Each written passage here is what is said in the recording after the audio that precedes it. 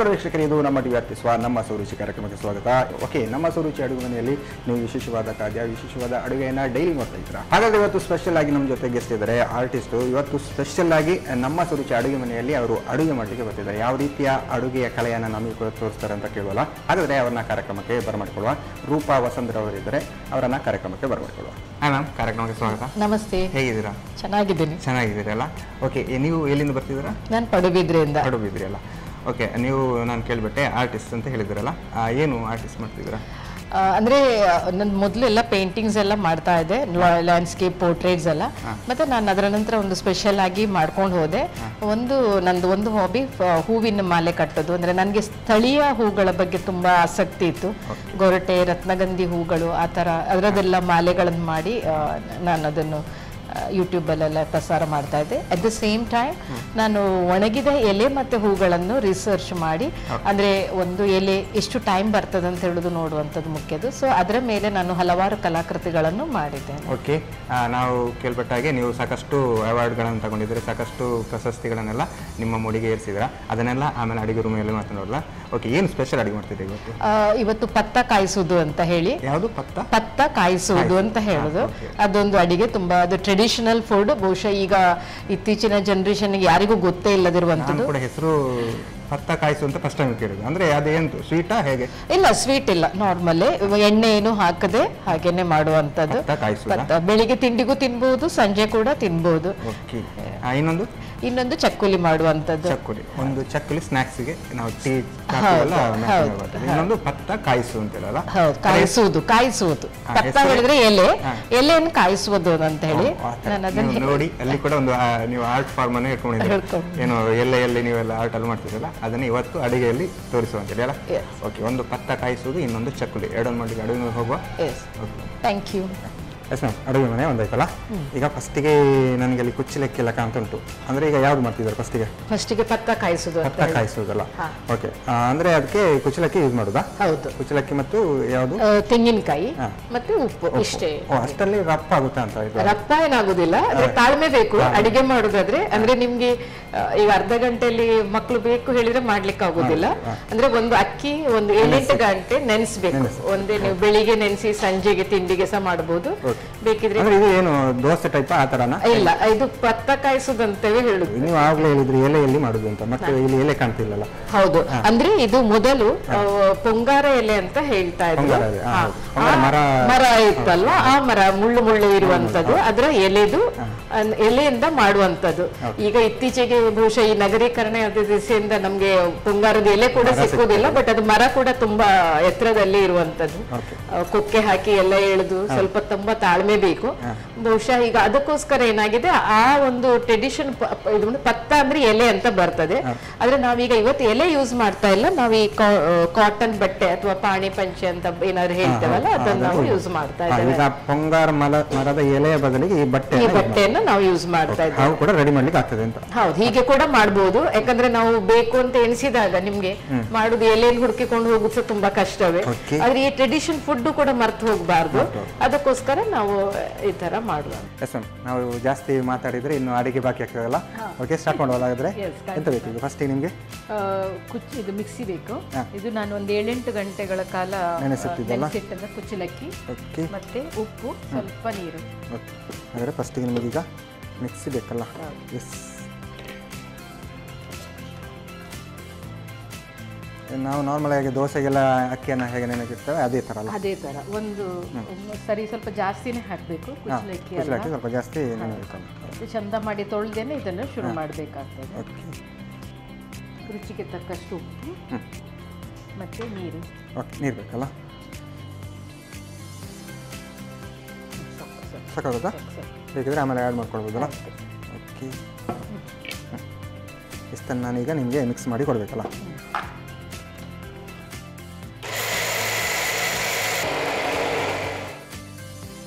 Okay, almost ready ಅಂತ ಹೇಳ್ಬೋದಲ್ಲ? ಸ್ವಲ್ಪ ದಪ್ಪವೇ ಉಂಟು. ಹೇಗಿರಲಿ? ಇರಲಿ, ಇಷ್ಟೇ ದಪ್ಪ ಇರಲಿ. ಸ್ವಲ್ಪ ನುಣ್ಣಗೇನೆ ಹೀಗೇನೆ ಇರಬೇಕಾಗ್ತದೆ. ಅದನ್ನ ಈಗ ನಾವು ಏನು ಬಟ್ಟೆ ಮೇಲೆ ಹಾಕೊಳ್ಬೇಕು. ಅಂದ್ರೆ ಮೊದಲೆಲ್ಲ ಕಲ್ಲಲ್ಲಿ ಕಡಿತಾ ಇದ್ರಲ್ವಾ, ಆವಾಗ ಕಲ್ಲಲ್ಲಿ ನಮ್ ಗಟ್ಟಿ ಕಡಿಲಿಕ್ಕೆ ಆಗ್ತಾ ಇತ್ತು. ಬಟ್ ಈಗ ಅಷ್ಟು ಕಡಿಲಿಕ್ಕೆ ಮಿಕ್ಸಿಯಲ್ಲಿ ಆಗೋದಿಲ್ಲ. ಅದಕ್ಕೋಸ್ಕರ ಏನ್ ಮಾಡಿದೆ ನಾವು ಈ ತರ ಮಾಡಿ ಒಂದು 5ರಿಂದ 10 ನಿಮಿಷ ಬಟ್ಟೆಯಲ್ಲಿ ಬಿಟ್ರೆ ಎಕ್ಸೆಸ್ ನೀರು ಯಾವ್ದು ಎಕ್ಸ್ಟ್ರಾ ನೀರಿದ್ರೆ ಎಲ್ಲ ಎಳ್ಕೊಳ್ಳುತ್ತದೆ. ಈಗ ನೀವು ಈಗ ಇದರಲ್ಲಿ ನೀರಿನ ಅಂಶ ಹೋಗ್ಲಿಕ್ಕೆ ಬಟ್ಟೆಯಲ್ಲಿ ಅದಕ್ಕೋಸ್ಕರ ಈ ತರ ಮಾಡಿರುವಂತದ್ದು. ಓಕೆ, ಹಾಗಾದ್ರೆ ಇದಕ್ಕೆ ನೀರು ಹಾಕಿ ವಾಪಸ್ ಹಾಕ್ಬೇಕು ಅಂತೆಲ್ಲ ಇಲ್ಲ ಇಲ್ಲ ಏನಿಲ್ಲ. ಇದನ್ನ ಜಸ್ಟ್ ಈ ತರ ಮುಚ್ಚಿ, ಇದು ಕಾಟನ್ ಬಟ್ಟೆ ಅಥವಾ ನಮ್ಮ ಮನೆಯಲ್ಲಿ ಹಳತು ಪಾಣೆ ಪಂಚೆ ಇರ್ತದಲ್ಲ, ಅದನ್ನ ನಾವು ಈ ತರ ಯೂಸ್ ಮಾಡಿ ಒಂದು 5-10 ಮಿನಿಟ್ಸ್ ಇಟ್ಟರೆ ಸಾಕಾಗ್ತದೆ. ನೀರು ಜಾಸ್ತಿ ಇದ್ರೆ ಮಾತ್ರ ಸ್ವಲ್ಪ ಕೆಳಗೆ ಬರ್ತದೆ. ನಾವು ಇವತ್ತಿಗೆ ಸ್ವಲ್ಪ ಗಟ್ಟಿನೇ ಕಡ್ದಿದ್ದೇವೆ, ತೊಂದರೆ ಇಲ್ಲ. ಈಗ ಶುರು ಮಾಡ್ಬೋದು. ಈಗ ಕೂಡಲೇ ನಾವು ಶುರು ಮಾಡುವ. ನಂಗೊಂದು ಸ್ವಲ್ಪ ನೀರು ಬೇಕಿತ್ತು. ಅದಕ್ಕೆ ನೀರು ಬೇಕಾ? ಇದು ಬೌಲಿ ನಾವು ಇದು ಗಟ್ಟಿ ಕಡ್ದ ಕಾರಣ ಹೌದು, ಅಂದ್ರೆ ಅದು ತಟ್ಟದೆ ಸಾಕು, ಕಾಯ್ಬೇಕು ಅಂತಿಲ್ಲ ಅಂತಲ್ಲ.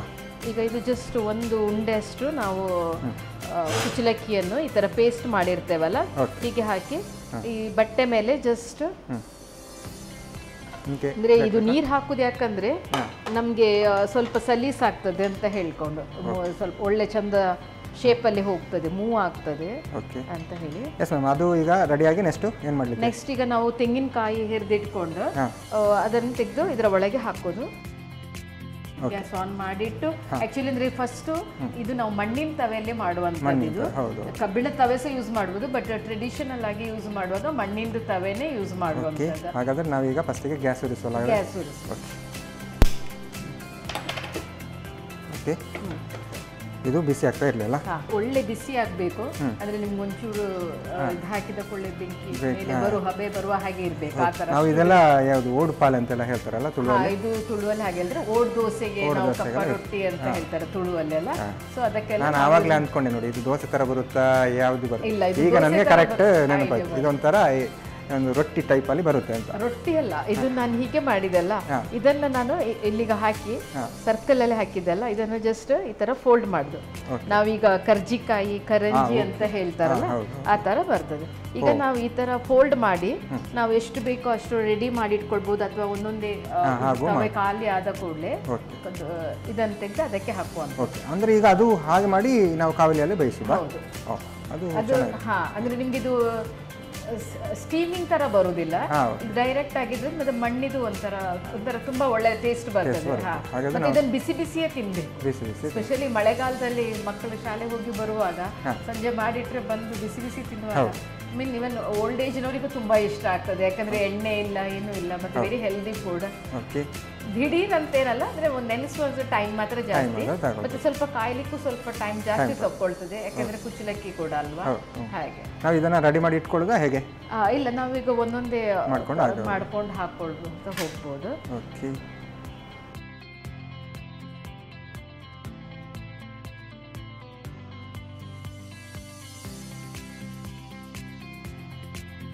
ಈಗ ಮಣ್ಣಿದ ತವೆಯಲ್ಲಿ ಮಾಡುವಾಗ ನಿಮ್ಗೆ ಇಲ್ಲಿ ಸೂಕ್ಷ್ಮವಾಗಿ ನೋಡಿದ್ರೆ ಇಲ್ಲಿ ಹೊಗೆ ಹಾರೋದು ಕಾಣ್ತದೆ. ಸೊ ಅಷ್ಟೊತ್ತಿಗೆ ನಿಮ್ಗೆ ಮಣ್ಣಿದ ಕಾವಲಿ ಬಿಸಿ ಆಗಿದೆ ಅಂತ ಹೇಳ್ಕೊಂಡು ಗೊತ್ತಾಗ್ತದೆ. ಟೈಮ್ ವೇಸ್ಟ್ ಮಾಡ್ಲಿಕ್ಕಿಲ್ಲ. ಈಗ ಜಸ್ಟ್ ಕೂಡಲೇ ತೆಗೆದು ಇದನ್ನ ಹೀಗೆ ಹಾಕಿ ಅದು ಮುಚ್ಚಿ ಬಿಡಿ. ಈಗ ಇನ್ನೊಂದು ಈಗ ಮುಚ್ಚಿ ಬಿಡಿ. ನಾವು ಅಷ್ಟೊತ್ತಿಗೆ ಇನ್ನೊಂದು ರೆಡಿ ಮಾಡಿ ಇಟ್ಕೊಂಡಿರ್ತೇವೆ. ಅಷ್ಟೊತ್ತಿಗೆ ಆದ ಕೂಡಲೇ ಹಾಕ್ಬಹುದು. ಇದು ಹೀಗೆ ಮಾಡ್ತಾ ಹೋಗ್ಬೋದು, ಎಷ್ಟು ಸಹ ಮಾಡ್ಬೋದು. ಸಪೋಸ್ ನಿಮ್ದು ಮಣ್ಣಿದ ಕಾವಲಿ ದೊಡ್ಡದಿದ್ರೆ ಇನ್ನು ಜಾಸ್ತಿನೇ ಮಾಡ್ಬೋದು.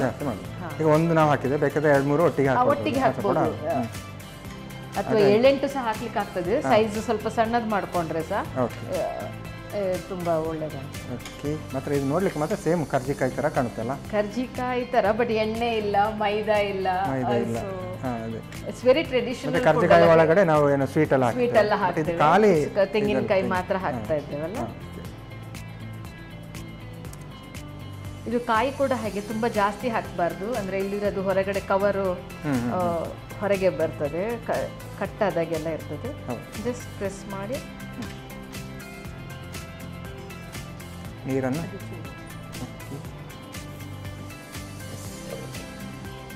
ನೀವು ಹೇಳಿ. ನೀವು ಆರ್ಟಲ್ಲಿ ಈಗ ನಾವು ಮಾತಾಡ್ತಾ ಹೋಗುವ. ಅಂದರೆ ಈಗ ಆರ್ಟಲ್ಲಿ ಏನೆಲ್ಲ ಅಚೀವ್ ಮಾಡಿದರೆ ಹೇಗೆ ಅಂತ? ನಂದಂದರೆ ಮೇನ್ಲಿ ನಾನು ಮೊದಲೆಲ್ಲ ಎಲ್ಲರೂ ಕಲ್ತಾಗೆ ಬೇಸಿಕ್ ಪೋರ್ಟ್ರೇಟ್ಸ್ ಲ್ಯಾಂಡ್ಸ್ಕೇಪ್ಸ್ ಎಲ್ಲ ಮಾಡ್ತಾ ಇದ್ದೆ. ಮತ್ತೆ ನನಗೆ ಅದರಲ್ಲಿ ಸ್ವಲ್ಪ ಹೊಸತನ ಏನೋ ಮಾಡಬೇಕು ಅಂತಾಯಿತು.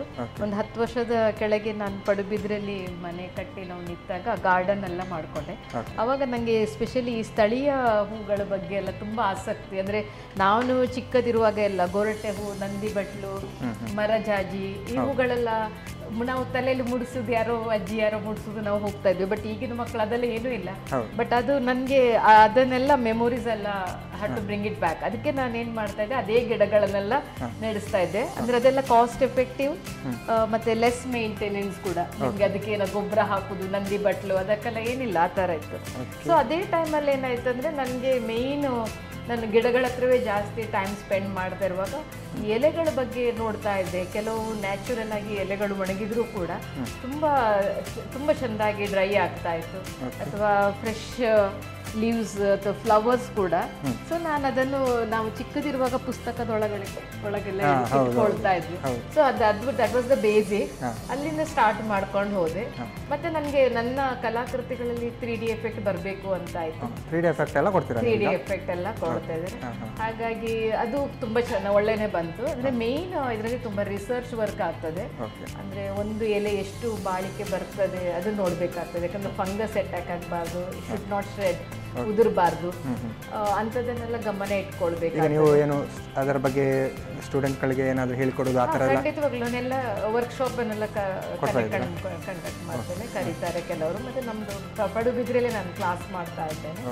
ಹಾಗೆ ಓಕೆ. ಅಂದರೆ ಈಗ ಆ ಕಲೆಗೆ ನಿಮಗೆ ಎಲ್ಲೆಲ್ಲ ಗುರುತಿಸಿದ್ದಾರೆ ಅಂದರೆ ಆ ಥರದ್ದೆಲ್ಲ? ಇದು ಫ್ರಾನ್ಸಲ್ಲಿ ಕೂಡ ಗುರುತಿಸಿದ್ದಾರೆ. ಇವತ್ತು ರಾಷ್ಟ್ರಪತಿ ಭವನಲ್ಲಿ ಕೂಡ, ಡೆಲ್ಲಿಯಲ್ಲಿ ಲಾಸ್ಟ್ ಇಯರ್ ಮೊನ್ನೆ ಮಾರ್ಚಲ್ಲೇನೆ ನಮ್ಮ ಹ್ಯಾಂಡಿಕ್ರಾಫ್ಟ್ ಡಿಪಾರ್ಟ್ಮೆಂಟ್ ಇಂದ ಎಕ್ಸಿಬಿಷನ್ ಆಗಿತ್ತು.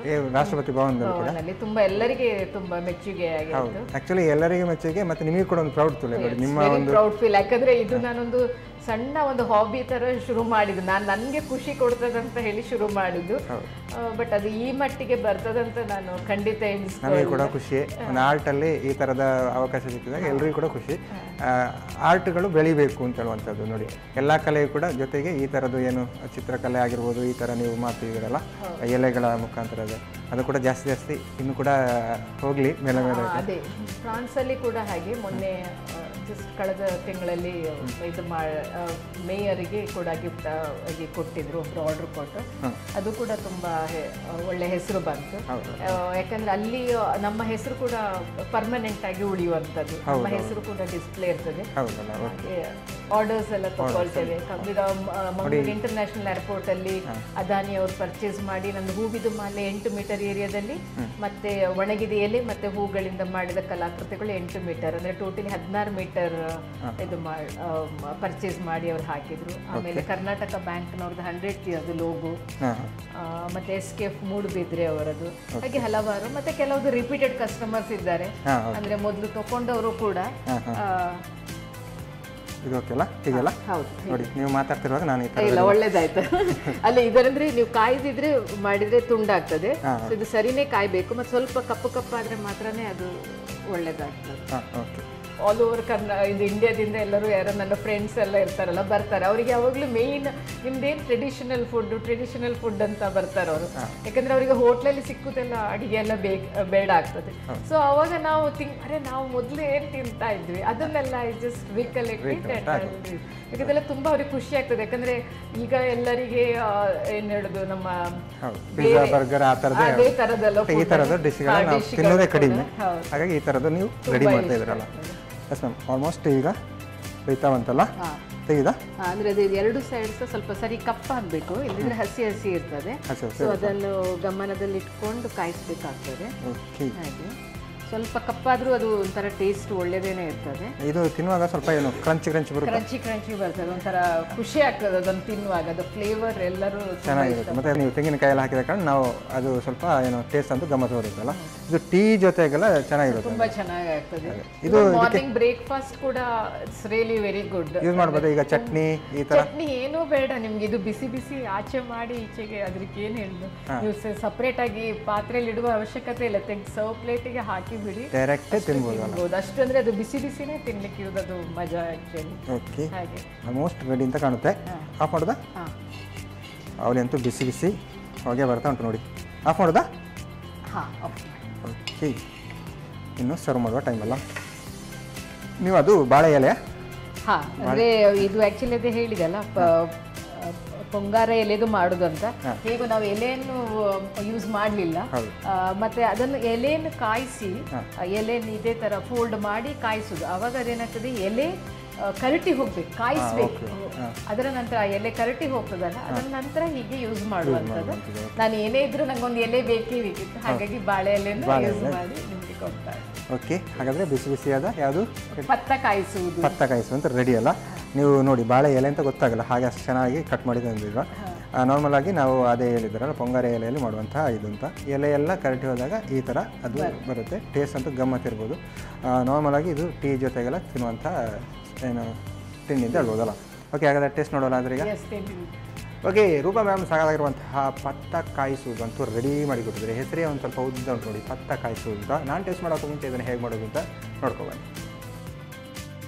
ಪತ್ತ ಕಾಯಿಸುವುದು ತಯಾರಿಸುವ ವಿಧಾನ. ಮೊದಲಿಗೆ ಕುಚಲಕ್ಕಿಯನ್ನು 8 ಗಂಟೆಗಳ ಕಾಲ ನೆನೆಸಿಟ್ಟು 2 ಕಪ್ ಕುಚಲಕ್ಕಿಗೆ ರುಚಿಗೆ ತಕ್ಕಷ್ಟು ಉಪ್ಪು, ಸ್ವಲ್ಪ ನೀರು ಹಾಕಿ ಗಟ್ಟಿಯಾಗಿ ನುಣ್ಣಗೆ ರುಬ್ಬಿಕೊಳ್ಳಿ. ನಂತರ ಕಾಟನ್ ಬಟ್ಟೆಯಲ್ಲಿ ಹಾಕಿ ಹೆಚ್ಚಿಗೆ ನೀರನ್ನು ಬಸಿದುಕೊಳ್ಳಿ. ಆ ನಂತರ ಕಾಟನ್ ಬಟ್ಟೆ ಅಥವಾ ಪೊಂಗಾರು ಎಲೆಯ ಮೇಲೆ ದಪ್ಪನೆ ತಟ್ಟಿ ತೆಂಗಿನ ತುರಿ ತುಂಬಿ ಮಡಚಿಕೊಳ್ಳಿ. ಬಳಿಕ ಮಣ್ಣಿನ ಕಾವಲಿಯಲ್ಲಿ ಕಾಯಿಸಿಕೊಳ್ಳಿ. ಈಗ ರುಚಿ ರುಚಿಯಾದ ಸಾಂಪ್ರದಾಯಿಕ ಖಾದ್ಯ ಪತ್ತ ಕಾಯಿಸುವುದು ತಯಾರು. ನಮ್ಮ ಟಿವಿ ಫೇಸ್ಬುಕ್ ಪೇಜ್ ನ ಲೈಕ್ ಮಾಡಿ, ಯೂಟ್ಯೂಬ್ ಚಾನೆಲ್ ನ ಸಬ್ಸ್ಕ್ರೈಬ್ ಮಾಡಿ. ನಮ್ಮ ಎಲ್ಲಾ ಯೂಟ್ಯೂಬ್ ವಿಡಿಯೋ ಅಪ್ಡೇಟ್ಸ್ಗೆ ಬೆಲ್ ಐಕಾನ್ ಕ್ಲಿಕ್ ಮಾಡಿ. ನಮ್ಮ ಟಿವಿ, ಕರಾವಳಿ ಕರ್ನಾಟಕದ ನಾಡಿಮಿಡಿತ.